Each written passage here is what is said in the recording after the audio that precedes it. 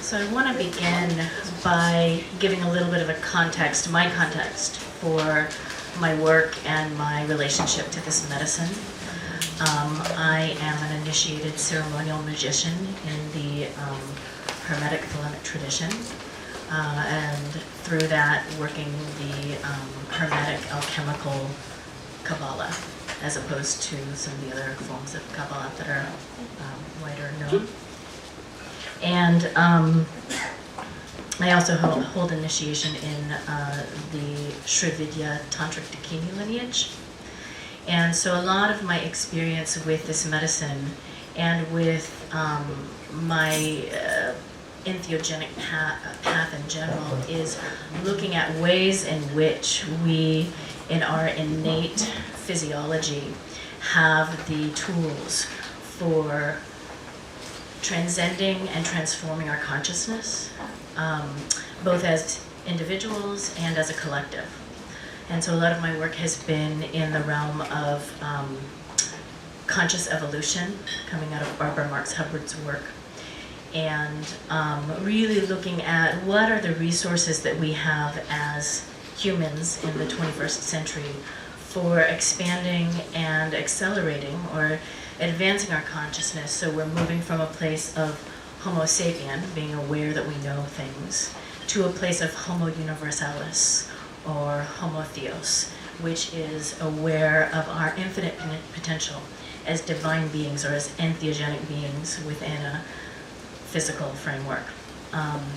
And as such, one of the things that the tradition that I work talks quite a bit about is that entheogen as a substance is a little bit of a misnomer.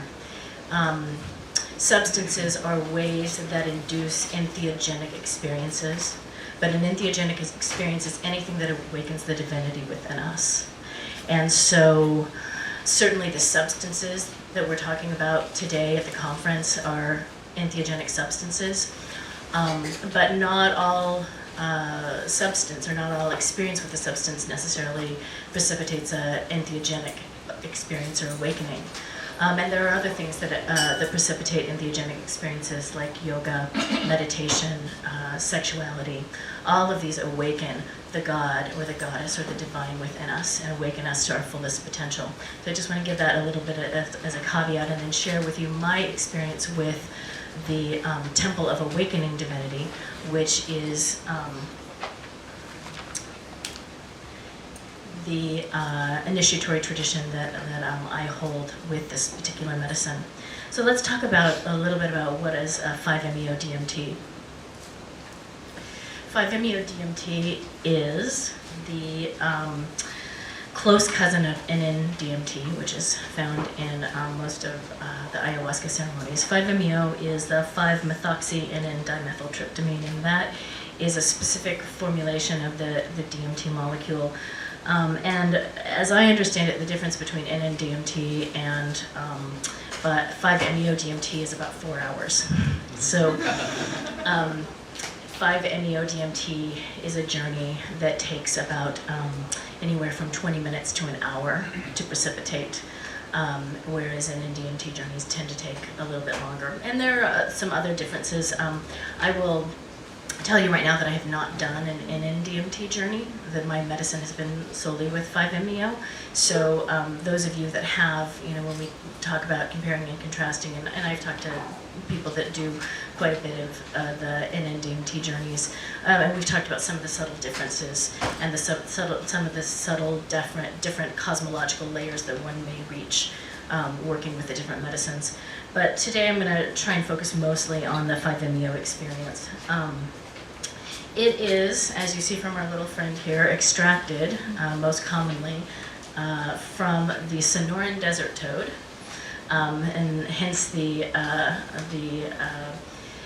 common story of toad licking. Yeah, the Homer Simpson episode, "I'm not licking toads, Marge," and it's a little bit of a misnomer actually, because that is not the licking that happens. There's actually a gland. If you look behind this guy's eyes back there, you see sort of a bulge. There's a gland that's milked, and that milking produces a serum that is taken and dried and then used to ingest it's actually an inhaled substance.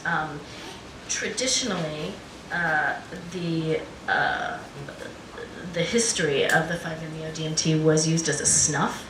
The earliest reported usage of it was the 8th century in northern Chile, and it was used as a snuff by the tribes in Chile. And then there are accounts ranging from the 16th to the 19th century of its use in Haiti and Colombia as yopo from the cojava plant. And these are the plants that have highly concentrated amounts of this medicine in it. So commonly there's sort of 3 substances or 3 sources for the medicine now. It's from the toad milking, which is a very long, laborious process. The seeds of the Theodora tree are used now, which is a tree in the Amazon, and those seeds are used to extract the medicine. And then there are also synthetic forms of it that have been formulated. The Eucharist, or the initiation that I hold with the Temple of Awakening Divinity, uses it as a Eucharist, uses it as a sacrament that is inhaled, and it is inhaled through a vaporizer. And that's taken anywhere from 10 to 20 milligrams of this in an inhalation. And really the goal of that is to take the initiate from a sense of your physical conditioned reality into a sense of complete dissolution into God, bliss, nirvana. There's lots of different names that we have for this, but it is a non-dual consciousness state that one experiences after inhaling this, or one can potentially experience after inhaling this within a matter of seconds. So it's a little bit like blast off. And the medicine is inhaled, and then within a matter of probably 60 seconds, a sense of complete dissolution of the self occurs. This doesn't happen in every single person that takes the medicine necessarily, but it is the most common and quickest, if you will, most potent experience of the medicine that's commonly used. And when this happens, there are a variety of reactions that people manifest from the medicine. So some people will simply lay back and enjoy. And there will be a lot of silent, quiet experience. People will go very internal with the medicine. And then there are the ecstatics. There are people who literally experience a Kundalini awakening or a full-bodied orgasm during the medicine journey. There are some people who rip off all their clothes and get up and run around the room and scream. And these are all embraced, because these are all paths to understanding who we are and what we are experiencing in our deepest, most primal selves. The context. Let's talk a little bit about the toad, the temple itself. It's a syncretic, thelemic, Gnostic, Catholic mass. So let me unpack that a little bit. It's a reconstructionist temple that is basically looking at the Gnostic Mass that comes out of more of the ceremonial magic context, and using a sacrament, using the 5-MeO-DMT as a means for awakening and activating this inner gnosis, or inner knowing. I believe Justin, I don't know if he's still in the room, but he had one of his Entheogen bullet points in summary as the goal of this as gnosis, or knowing. And so the Gnostic tradition was really about the idea of the divine spark of the gnosis that lives in each and every one of us. And the job is to raise the sparks. The job is our job as spiritual beings here is to really find that spark within us. It looks different in each and every one of us, and really amplify that. And so the goal in this particular temple is to is to use the medicine as a way for accessing that spark and amplifying it, and inviting the medicine to then teach us about how we can better become the glorious radiant beings that we're here to be. The temple currently is led by a high priest who is a bishop in the Thelemic Gnostic Church. And he is kind of like a road man, where he goes around from state to state, city to city, and offers these masses. It's becoming a growing group of initiates. And once you've received and done a temple, then you are considered an initiate. And it is a very rare and very holy opportunity, and it's approached as such. So the ritual for this medicine is very much a structure of a temple, and certain invocations and clearings are done to really grid and seal the temple, and it is limited to about 6 people that partake of the Eucharist at a time, so that each person, unlike some of the other ceremonies with medicine, each person journeys with the medicine individually. So a temple lasts about 6 hours, and that is because each person is journeying, taking their journey, while the rest of the people in the temple are holding space for them. And really that's part of this idea of not rejecting anything. Everything that comes up as part of the medicine of the teacher is allowed for, and because that you're focused upon, and it is your unique experience that is being journeyed, then whatever happens is embraced. And sometimes what happens is kind of intense. And so it's a good training for those that are in more ministerial or counseling capacities with this medicine, because you learn really how to stand in non-judgment, and really hold that intense capacity for someone working with the awakening of their own divine consciousness. Let's talk a little bit about the context. So this is a glyph called the Tree of Life, and this is used in Kabbalah to help map not only our levels of consciousness, but also our progression as humans that are in an evolutionary expansion. And at the bottom you see Malkuth. This is the created physical manifest world that we live in, the 3D. And as you ascend the Tree of Life, things get less dense and more refined, and each of these different levels, up to Kether at the top, have different archetypes, different angels, different energies, different concepts associated with them. And the best way and the most potent way that I can describe a 5-MeO-DMT journey is literally you start off in Malkuth and you shoot straight up the middle of the tree and into Kether, which is the void, or oneness, or Tao. And that ascension happens, like I said, within a matter of seconds, maybe a minute or two. And then the rest of the journey, the rest of your 45 minutes or so, is spent coming back down these layers, coming back down through these energies.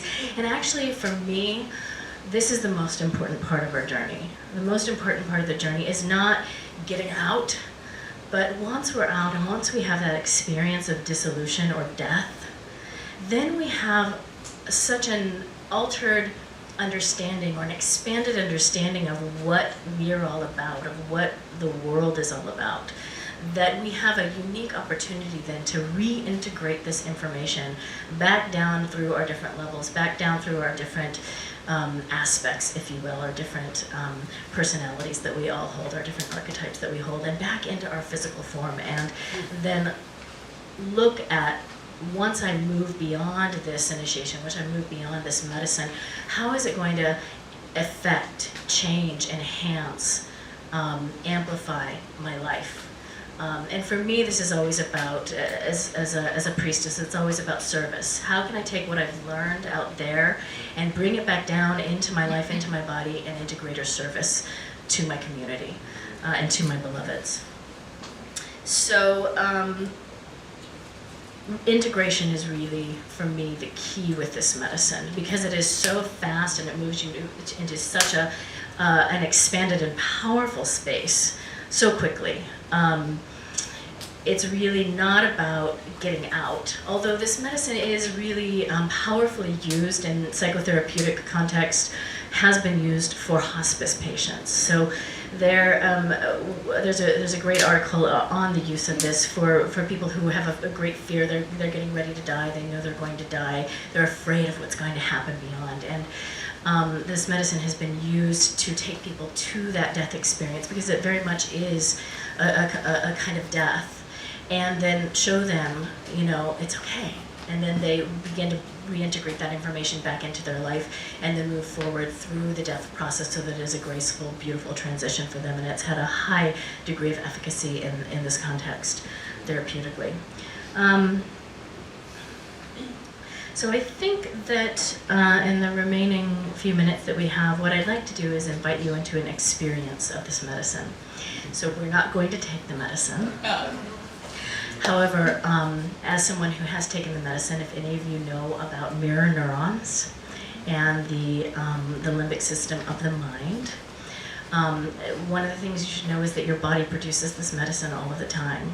And before actually taking this medicine externally, I was producing this medicine endogenously within myself. And so when I actually had a 5-MeO-DMT journey, although it was amplified and stronger than my own endogenous experience of it, it was still very similar, and some of the same precursors were there. And I've done a lot of psychic work and tantric work that began that sort of getting this going. But what I want to invite you to do is, if you feel comfortable, close your eyes, and I'm going to share with you my experience of this medicine, and see if I can't share a little bit of the somatic and esoteric aspects of what it feels like to take one of these journeys. My entheogenic journey began in the early afternoon, long before I took the actual 5-MeO-DMT medicine. Something inside me, like a black hole, began to swallow up, turn me inside upon myself. And as I began to travel inwards, I began to understand that the journey I was about to take would devour me, that parts of me that I thought of as me and leave me changed. Somehow I knew that taking this journey would extinguish the last pieces of my humanity, my ego, that were holding on for dear life. This medicine had the power to activate the remaining strands of my DNA that, after years of activations and initiations and healing modalities, had been holding out inside of me. And this made me incredibly sad. That night, as we arrived at the temple, I found myself incredibly withdrawn. All of my energy and my consciousness and my psyche pulled inwards to prepare myself for the medicine. And as we began the ritual invocations, I found myself willingly offering up myself to the medicine. I was ready to die. I let go of everything I could think of to let go of. I laid it all out on the altar of the temple, and I let go. Even the fear that this medicine might kill me, I offered up. I was ready to die. And if I so chose, then that was the next step for me. I would die. This was my kandamanda, my shamanic dismemberment in service to the goddess. I was ready. When the priest asked who would go first, I had no hesitation. I would go. I was ready for the next step. And as I took the medicine in and lay back, I launched into infinity. The star-field portal, a fractal dimension like a stargate, opened before me, and I catapulted outwards into the wormhole of time beyond time. My body dissolved into a radiant glow of nothingness. And as I inhaled, I knew that I was the cosmos, inhaling its first divine breath of creation. And as I exhaled, I was differentiating consciousness from oneness. It was the Big Bang, which was really more like a deep exhale, the the first breath of life, an orgasmic sigh of delight. I lay with my eyes closed, and yet my inner eyes were wide open, opening wider and wider with each subsequent breath, as if I was finally seeing for the first time. And yet this sensation was so familiar. I've dreamed this before, my eyes wide open while I'm asleep. As I traveled through the portals, I began to feel my body undulate, the cosmic serpent uncoiling herself inside of me, and I became the Naga, the serpent goddess, Isis, reborn, cobra hood extended as she danced her dance through me of life and ecstasy and death and rebirth. It was like being fucked by God. My spine activated in full kundalini ecstasy as wave upon wave of Shakti coursed upwards through my body from the bubbling spring at my feet, upwards through my yoni, opening my heart and flowering at the lotus crown on top of my head. I know these pathways well as a tantrika, but no practice, no meditation, no ritual compared to the depth and the fullness, the complete perfection of this release. I literally melted into the goddess, and I allowed her to come forth in my cells. It wasn't a possession, not like when I dancho shun. It was a becoming, an allowing, a dissolving into her presence inside of me, into a complete and more expanded me, the I am that I am. And as I danced, all the pain of being human rose to the surface. All the separateness, all the fear, all the aloneness came up to be washed away. And as I danced, I regressed back into the womb. I covered myself with a blanket and I wept. I wept for the separation from this state, wept for our fall from heaven, wept for the ways in which we had forgotten this moment. And then I emerged from the cosmic womb. I was reborn back into a body, back into this dimension, back now to remember and serve. And I began to dance, to move with these serpentine undulations flowing through my spine. I could feel the Shakti energy rising up my legs, up my yoni, up my spine, into my medulla, the mouth of the goddess, now fully awakened and speaking through me. And the goddess danced on, fully extended cobra head of awakening, now hissing and growling and fluttering of tongue and uvula. And as I made sounds, I watched the universe form and shape with the sounds I made. And I watched as life and creation shifted based on the intentions I held while I made sound. Primal first sound, uttered from the utterer at the beginning of time. And Isis danced through me and was me. I danced the Georges Lacombe image of Isis, with the breasts flowing blood like milk to create life, one foot on the skull conquering death and her hair forming the trees. She who nurses the planet began sprouting energetic milk from my breast to feed all those present there that night, giving and giving and giving to the point of exhaustion, to the point of depletion, and again weeping for the pain of the planet, for the pain of her children, lost and afraid and lonely, asleep. And from Isis rose Kali, snake-tongued goddess of creation and destruction. Kali's raw power and force, fierce and awe-filled, a force to be reckoned with. Kali and Isis rotating and dancing back and forth, a play of serpent and mother, creator and destroyer, oscillating as one. And I moved into lotus pose, the realm of the Christos Magdalene, the position of the teacher. And I saw that I was to fully embrace my role as teacher and mentor and priestess, that it was time to step into this role. And like a mother watching her children, continuing to make the choices she knows will cause pain and suffering, and wanting so badly to prevent them from hurting, yet knowing they have to learn at their own pace. I was Bina, she who sorrows and she who weeps, La Llorona. And then the mudras began, the positions of the hands moving and transmitting energy, and I began to transmit, to emanate the Shakti energy. And all the while, deep inside of me was the eternal yes. This was who I was born to be. This is what I'm here to do. This is my truest self. I've held her there for years, but the layers of doubt and fear and resistance have clouded her. That night, the veil was rent and dissolved, and I was able to fully allow and embrace the surrender to her fullest presence. I was able to let go into her. No more doubt about my visions and my calling and my guidance. No more uncertainty about being too much. Yes, let me be too much. Let me be taller than the tallest redwood, deeper than the deepest ocean, vaster than the cosmos itself. There's a belief that there is too little in this world, too little patience, too little love, too little time, money, success, space, whatever. Let us all now be too much. Let us allow the overflowing abundance of the largesse of our souls to envelop the planet in the ripeness of our own being and our own greatness. Let it flow out of us like sweet honey from the rock, and let it pour from us like a torrent of rivers finally unleashed by freedom from the dam. Let us all aspire to be too much, and maybe, just maybe, we will touch into the source of our being and become fully our highest selves. So after my journey, this was my first experience I'm reading for you. The priest told me, that this process is the process of embodying our highest holy guardian angel, that which in magical terms we have as holding and containing for us, and then pulling that down into our body. So I offer my experience of this medicine and the knowledge that this kind of a medicine exists and is accessible as an invitation for you all to dive deeper to that which is already inside of you and already active in you and can be accessed through a variety of means and methods, this being just one of them. Any questions?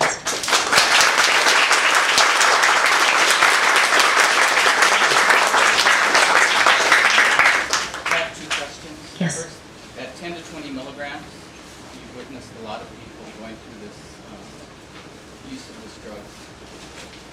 What percent would you just roughly say have a profound experience, and what percent would you say have like a hellish experience? That's a good question.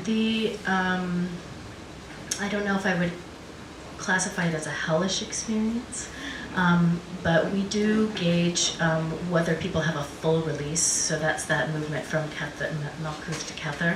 That's considered a full release. The roadman who's administering the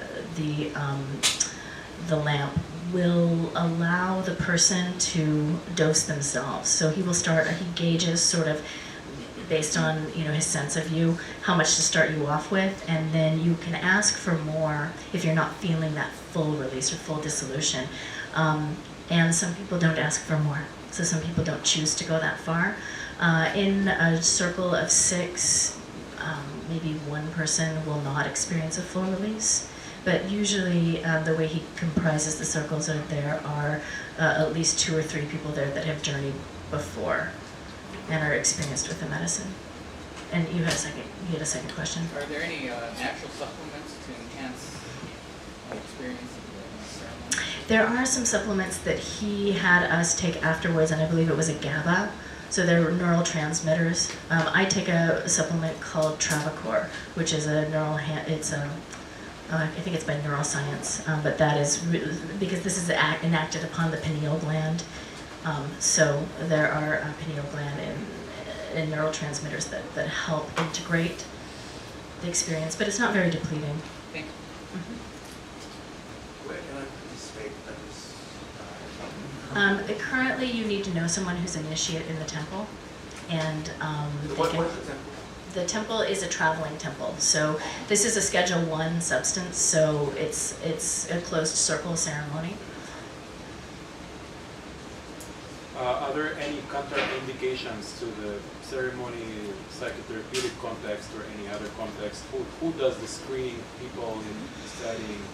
Good question. The priest that is conducting this goes through an interview process with people, and he will interview them for both